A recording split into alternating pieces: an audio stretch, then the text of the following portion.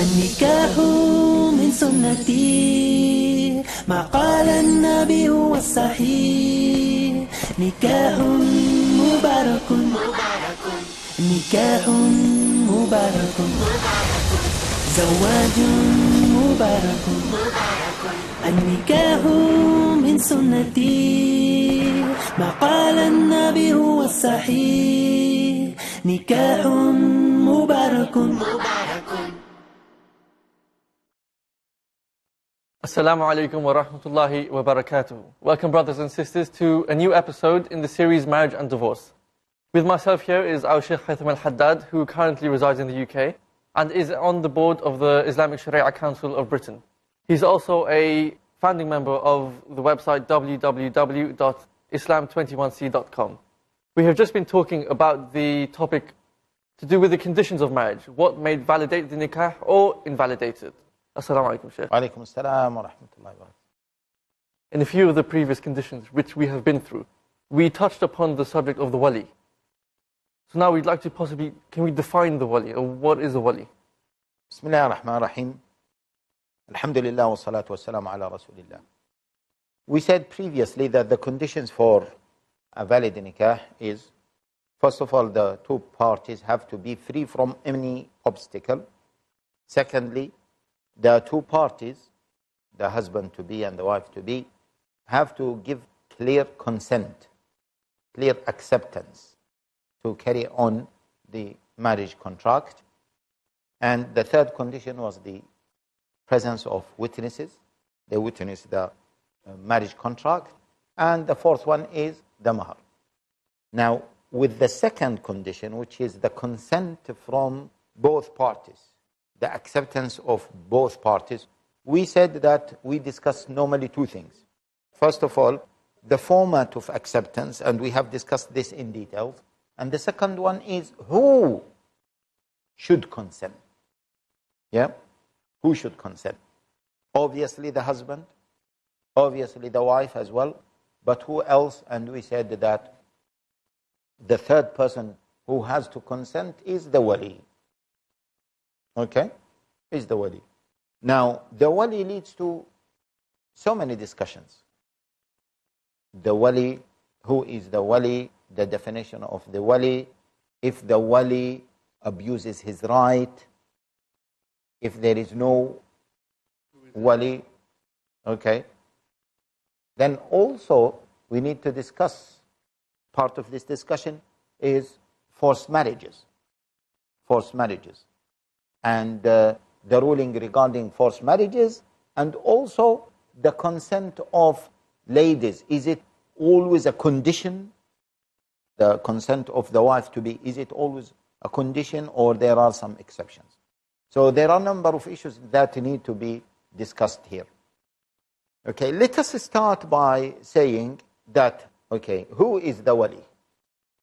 Who is the wali? The wali is the closest male relative to the wife. Let us put it as simple as this. The closest male relative to the wife from her father's side. Okay, so this is important, from the father's side. From the father's side. The closest male relative to the wife-to-be or to the lady from her father's side. Which means that the wali is the father. If there is no father, then the grandfather. If there is no grandfather, then the brothers. So her brothers. Her brothers, her own full brothers.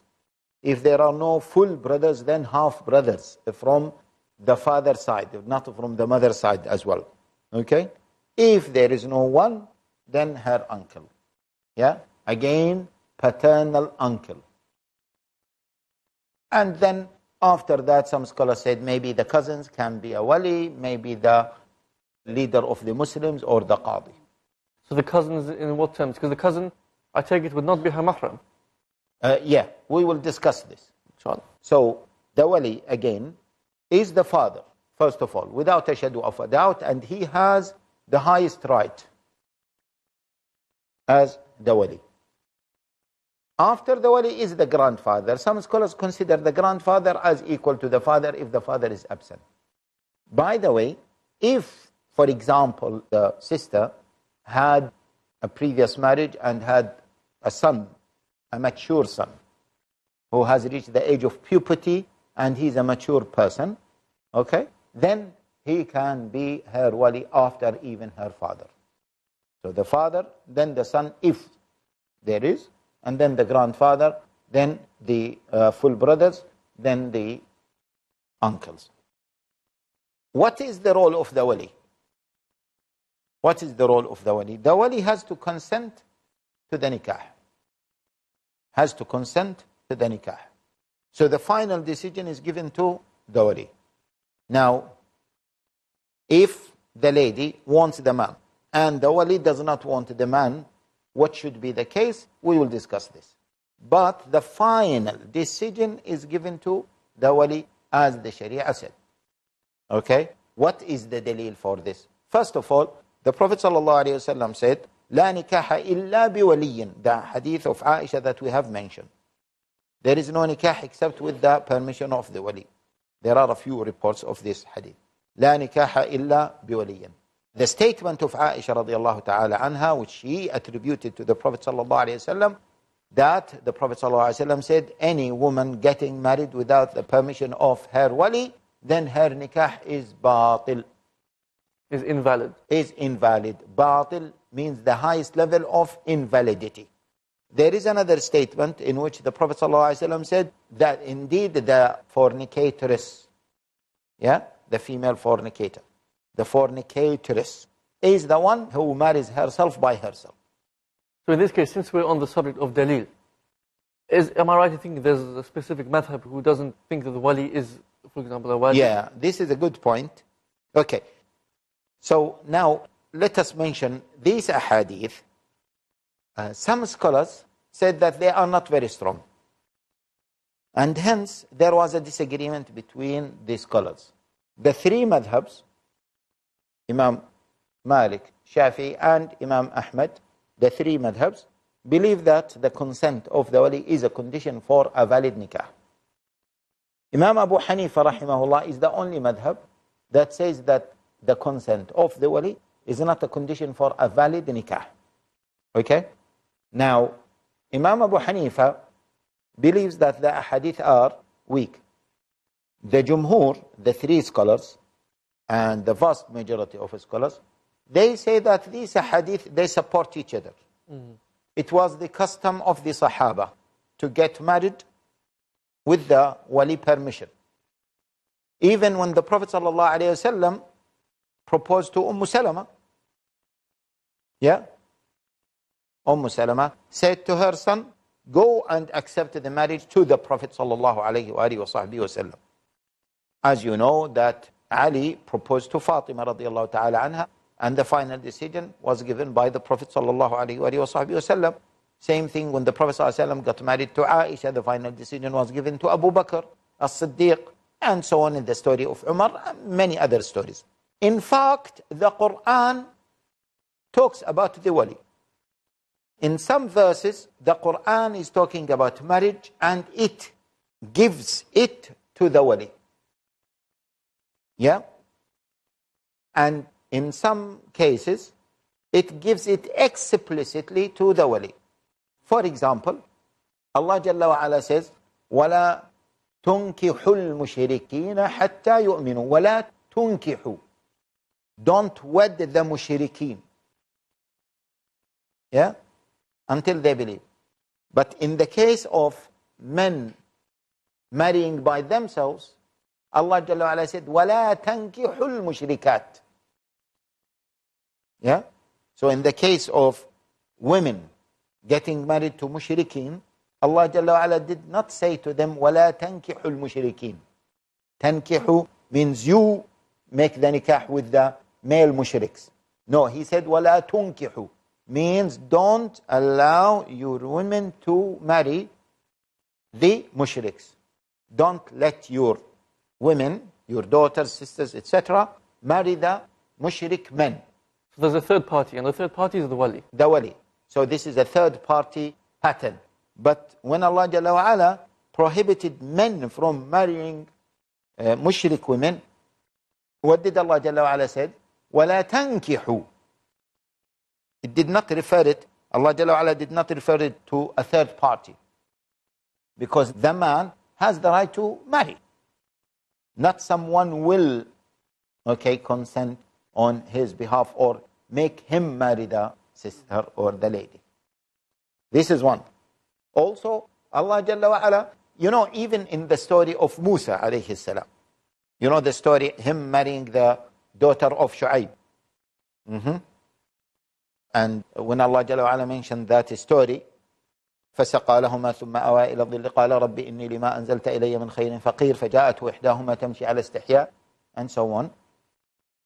Then when the lady went to Musa alayhi salam and said, إن أبي يدعوك ليجزيك أجر ما سقيت لنا, my father is calling you to reward you for the support, for your help that you have provided for us. Yeah? So Musa alayhi salam went.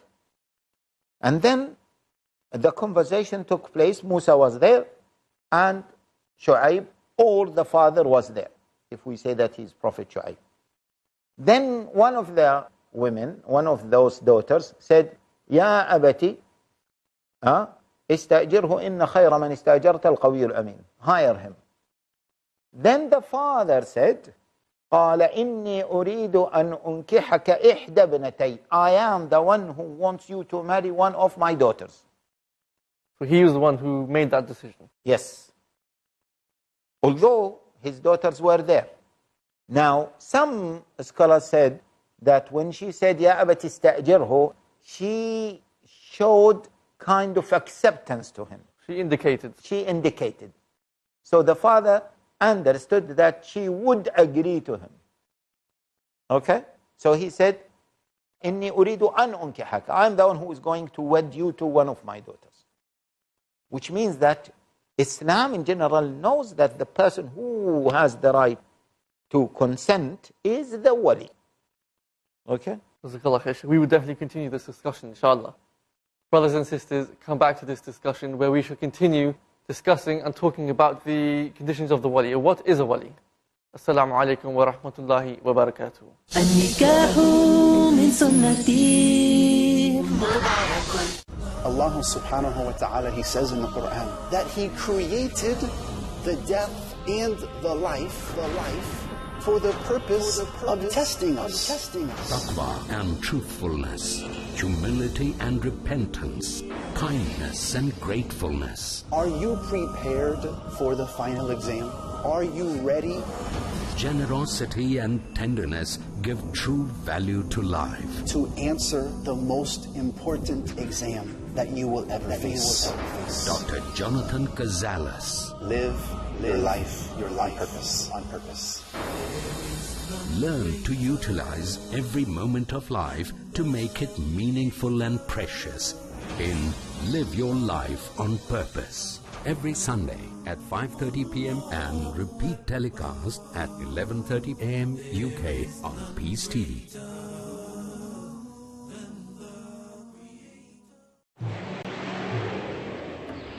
A friendly message by Dr. Zakir. Win over your enemy. In this age of hatred and animosity, our all-loving Creator has prescribed the formula for winning over your enemy. In the glorious Quran, in Surah Fussilat, chapter 41, verse number 34. Nor can goodness and evil be equal. Repel evil with what is better. You will see that he with whom you had enmity will become your close friend. Do not defeat your enemies, but rather win them over. Win their hearts and win their minds. Peace TV, the solution for humanity. Most countries of the world ban bullying. They fight it in their schools and universities. A lot of us are being bullied differently every single day. Some come up to us and say, do this, while others say, don't you dare. Some say this is halal, while others say, nope, this is haram. Are you confused? Do you feel lost? Join me in Umdat al-Ahkam, where with the grace of Allah, we will learn the proper knowledge from the Quran and from the Sunnah, which would help stop this kind of bullying. Join Asim Al Hakim in Umdatul Ahkam next on Peace TV.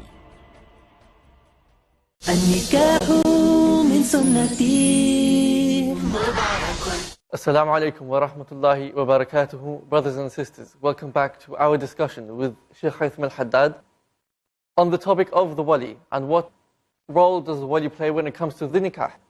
Okay, Bismillah wa salatu wa salam ala Rasulillah. So, we say that the Quran refers the marriage to the wali. Imam al-Shafi'i said that the clearest dalil that supports the necessity of the condition of the presence of wali, so Imam al-Shafi'i, rahimahullah ta'ala, said that the strongest dalil that supports the necessity of the wali, or that it is a condition for the validity of the nikah, is al-adl, the ayah that talks about al-adl. وَإِذَا طَلَّقْتُمُ النِّسَاءَ فَبَلَغْنَ أَجَلَهُنَّ فَلَا تَعْضُلُوهُنَّ أَن يَنكِحْنَ أَزْوَاجَهُنَّ. Yes? If you divorce women and the iddah period is over, فَبَلَغْنَ أَجَلَهُنَّ فَلَا تَعْضُلُوهُنَّ, don't stop them from marrying the ex-husbands. Okay?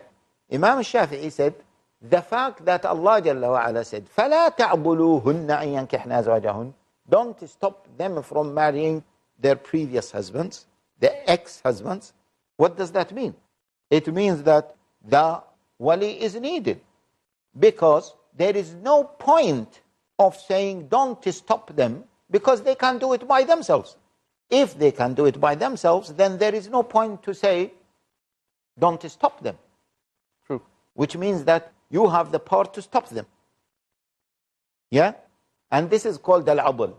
And we need to discuss it, inshallah, we will discuss it. So Imam al-Shafi'i said, this ayah is the strongest dalil that the wali, or the consent of the wali, is a condition for a valid marriage.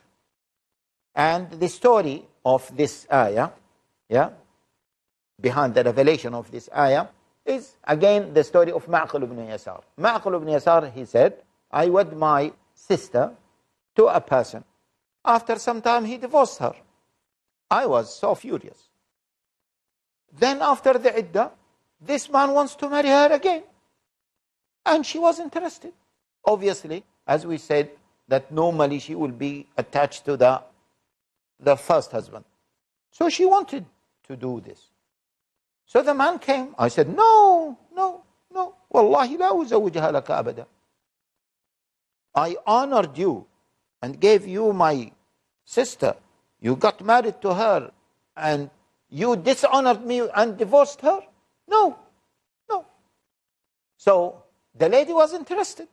So the man or the husband went to the Prophet ﷺ. The ayah was revealed. Don't stop them or don't prevent them from marrying their ex-husbands إِذَا تَرَاضَوْا بَيْنَهُمْ بِالْمَعْرُوفِ, if they mutually agree to marry. So the fact that it says don't prevent them means you can prevent them. Which means that you can prevent them. Okay? So this is again another dalil. As we said, that Shafi'i said that this is the strongest dalil behind the consent of the wali, or that the consent of the wali is a condition for a valid marriage. Now, with regards to the Hanafi opinion, do you think that Imam Abu Hanifa will encourage women to disobey their parents? No, of course not. Doesn't make sense. Doesn't make sense. Imagine, see, I'm not here, I want the Hanafi brothers who are listening to this discussion not to be provoked, while they see that this discussion is taking place and there might be support for the other opinion against their own school of thought, their own madhab. We just want to make things a bit clearer. Yes. And the other thing is that let us not take it from a technical perspective. Let us take the whole issue, the whole system of marriage. Because sometimes we might get lost, if we are discussing the specific dalil and the technicality and so on. We might miss the point. And in this program, we don't want to get into the detailed technical disagreements between the scholars. Yeah? We will not provide solutions for a diverse audience. Okay? We want to provide them solutions, and we want them to understand the essence of the disagreement and how can they deal with the disagreement. Okay. We want practical solutions. Practical solutions for people from different backgrounds. Okay? So, the issue is, does Imam Abu Hanifa, rahimahullah ta'ala, encourage women to go against their parents and in particular their father? This is a problem. I cannot imagine this. Akhi, imagine, yeah, you are a father, and everyone should imagine this. He's a father, and one day his daughter knocked on the door. She came with a man in her hand. Yeah. Who's this? Daddy, he's my husband. What? What? This man is your husband. What are you talking about? You are my daughter. If you want to go outside, you should consult me. Yeah? If you want to travel, you should consult me. When you want to decide something, you should consult me. You are one family. And now you are telling me that you slept with a man and you are going to spend the rest of your life with this man without consulting me? Out of everything, marriage, one of the most important. It is the most important thing in their life. If she were to buy a car or a laptop or, yeah, she would consult her parents. No one can say, we might have some audience who are feminists, yeah, and they say, well, women should be independent. Come on, akhi. If you are living in your parents' house, your parents are not Muslims. When you take major decisions in your life, do you consult them or not? At least you consult. The minimum. At least. It is out of adab, out of respect. Forget about all of this. We are one family living in one house. Even me as the head of the household, as a head of the house, when I want to travel or when I want to take a decision like this, I consult. Yeah? Or imagine my wife doing something major without even consulting me or my daughter or my son. No. This is a house. There are rules. We have to respect the rules. We have to maintain the family bonds. And the minimum is that she should consult me regarding this person who is going to replace me, by the way. Because the husband is going to replace the father. And this is the concept of the wali. The wali is telling his daughter, my dear daughter, I was the man in your life. Please, we need to understand the philosophy of waliship. I was the man in your life. Yeah? You used to look at me as the biggest thing and as the man in your life. Okay? By the way, any woman needs a man in her life. And in particular, women when they, or young girls when they become mature or reach the age of puberty, they need a man in their life. Okay? If they don't find that man inside their houses, they will look for any man outside the house. And that's why girls who come from broken families, they are very vulnerable to fall into zina. Because there is no man in their life. With an empty space. An empty space. And especially a man in their life. A father figure. I don't know, do we have time to continue discussing this point or? I think we'll have to end it there. We'll have many more questions. So inshallah, there will be another time where we can continue the discussion. No problem, inshallah. Jazakumullah khair, brothers and sisters, for attending the discussion with us. Please come back to us so we can continue the discussion on the wali in terms of the role of the wali during the marriage. Assalamu alaikum wa rahmatullahi wa barakatuh. نكاح مبارك